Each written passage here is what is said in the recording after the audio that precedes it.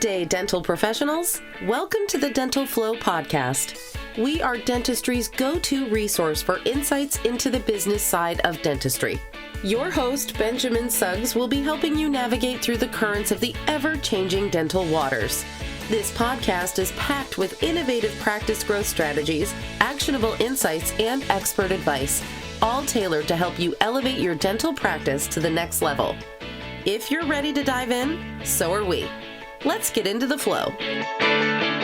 Hello, everybody, and welcome back. It's good to have you back on the Dental Flow podcast.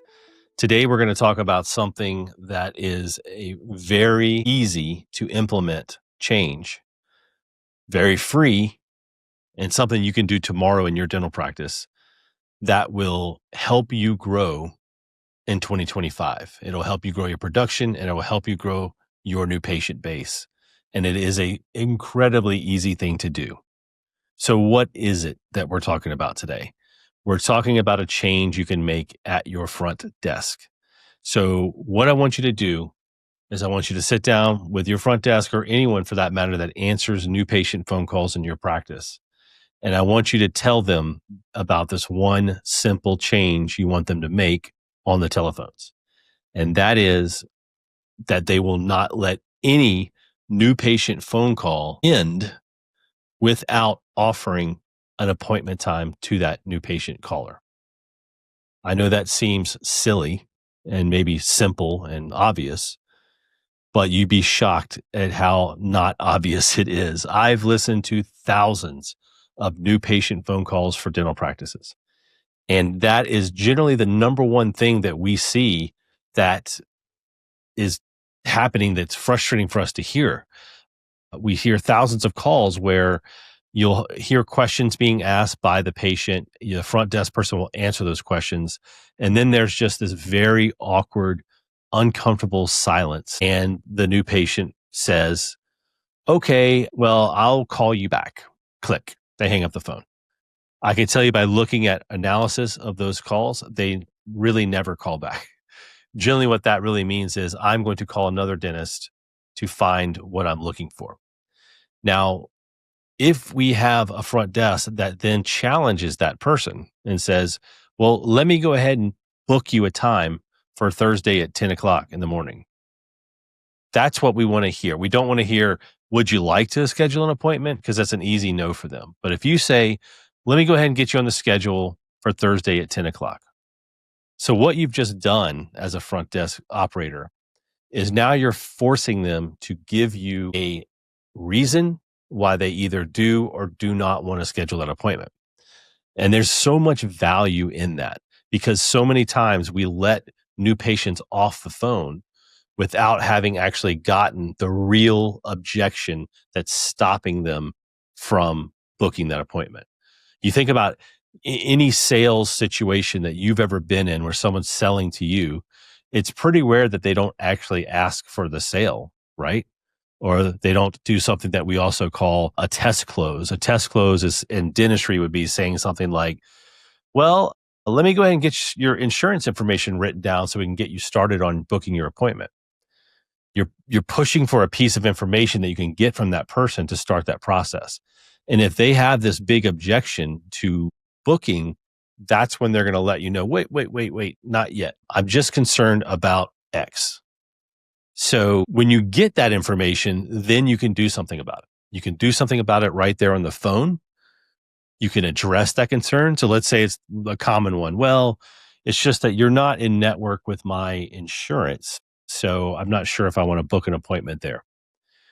That's a good part where your front desk can jump in and say, well, I understand your concerns about that, but let me assure you, we have a lot of patients in our practice that utilize your insurance. And generally, the cleanings and the stuff they come in for regularly are still covered at almost 100%. So you're just making that person feel comfortable that the care that they think they're going to need, which most people just assume they're just going to come in and get an exam, a cleaning, and walk out the door, is going to be the same whether you're in network or out of network. You know, there could be things down the road, of course, a crown or a filling or whatever it is that are going to cost more for them being out of network. But address it at that time. Don't address it now. Most people just think that all they need is that basic level of care. So you've now taken their objection and you've turned it around and you said, that's not a legit objection for you to worry about. And you say it very nicely. We can handle that for you. So you've got to know the objection to solve it on the spot, right?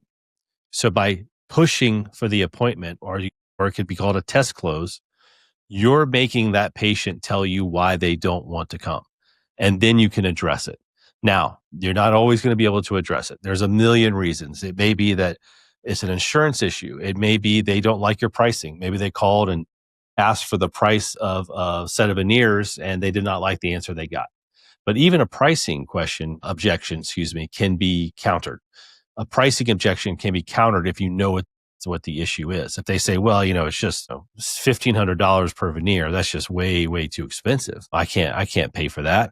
Well, then you have options to discuss. Well, let me explain a little bit about our financing options. So a lot of patients who come in and get veneers here, they really want to transform their smile. They're excited about it. So what they do is they look into our third-party financing options, which we have a few of for you. Oh, you have financing. Yeah. So you can basically break the cost of your treatment into affordable monthly payments. So a lot of people do that. Oh, okay. Well, yeah, I guess I could look into that. So by getting to the actual objection, now you can counter it.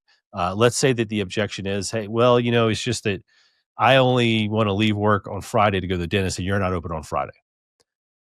Okay. That's a tough one. What are we going to say? What are we going to say? Like, well, we're going to specially open the office for you on Friday, but maybe you have other options. Oh, well, we actually are open on Tuesdays until 7 p.m. So you could come after work on Tuesday and see the doctor, or we open early on Wednesday at 7 a.m. You could come in and see the doctor before work if you'd like. So by getting to their actual objection, we almost always have a way to talk through it on the phone. Now, there's going to be times where you don't. I mean, for sure. Let's say it's Medicaid. I need a doctor that takes Medicaid. Sorry, we don't take Medicaid. But we do have cash specials, like a $99 cleaning and x-ray that you can take advantage of. And when I say every call, I mean every call. If the person calls and says, I have Medicaid and I really only want to see a dentist that takes Medicaid, I apologize. We do not take Medicaid, but we do have these new patient specials. Can I book an appointment for you on Thursday at 10 a.m.? So we always want to push for the appointment no matter what. And in those cases where the front desk can't get them to get past their objection, what I want you to do is hand your front desk person a blank sheet of paper and have them write every time that is happening. When they're taking a new patient phone call, write down, if it did not appoint, what was the reason for them not appointing. If they cannot tell you the reason that new patient didn't appoint, they're not doing this correctly. They should know every time why that person chose not to appoint. And the way to do that is what we're talking about. Push the appointment, push the booking, get them to tell you why they don't want to do it. So now that you have this paper that you fill out over a few weeks, now you know, okay, here's the most common reasons why people are not booking appointments in my office. So let's take that Friday example. If it's that you're not open on Fridays, well, maybe you think, well, dang, looks like if I opened half a day on Friday until noon, I could probably get another 10 patients per month in my practice. That's a lot. 10 new patients per month adds up over time to a lot of money for you in your dental practice. So then you have something to action plan on. All right, look, here's the reasons. Let me figure out, what can I change? What can I not change? What am I willing to change? What am I not willing to change? And then you can get to an idea of what you could be doing if you made some of those changes. So monetarily, production-wise, whatever. That's the key. And I'm not saying that you have to change at the whim of every new patient that's calling your practice. Of course not. You should build the practice you want to work in. But if you see how much money it might be costing you to be doing it one way when you could do it a different way, maybe that will motivate you to do that. But you're not going to know this unless you have the front desk go through this exercise.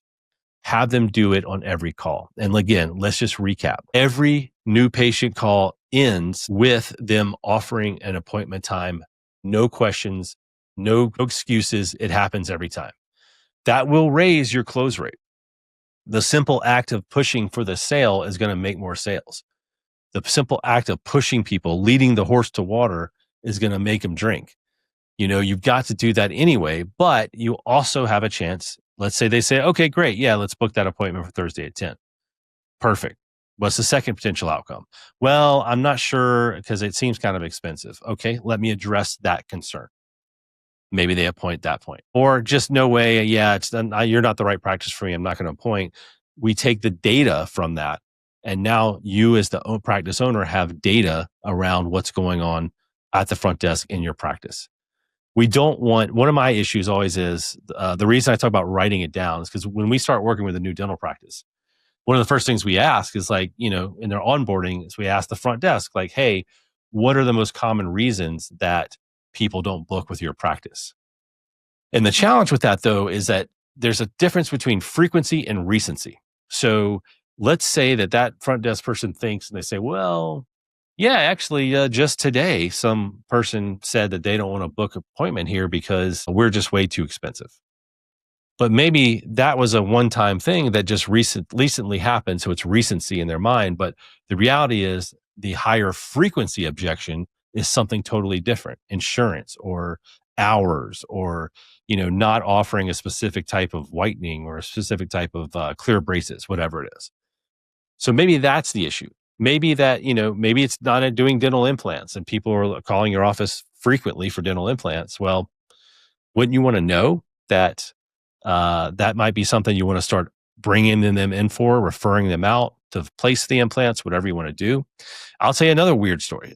We worked with a doctor who bought a dental practice.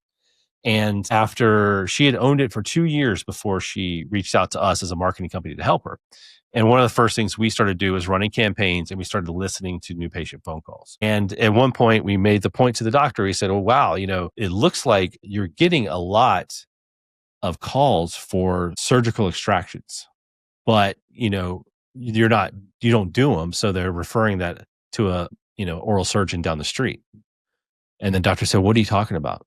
I do surgical extractions. What are you talking about? And I was like, wow, so we've heard that 5 times in 1 month of call tracking. So let's assume that going back 2 years, that's been happening every month. How many thousands and thousands of dollars did you miss out on because they were referring out work that you did? And it's probably because they were referring it out because the old doctor did do it.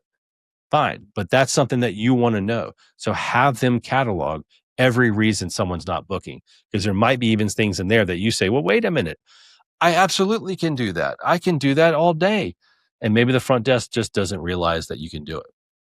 So try this in your practice tomorrow. It's so easy. It costs nothing. It takes no time of yours other than a quick conversation with your front desk, but do it and watch how the impact it can have.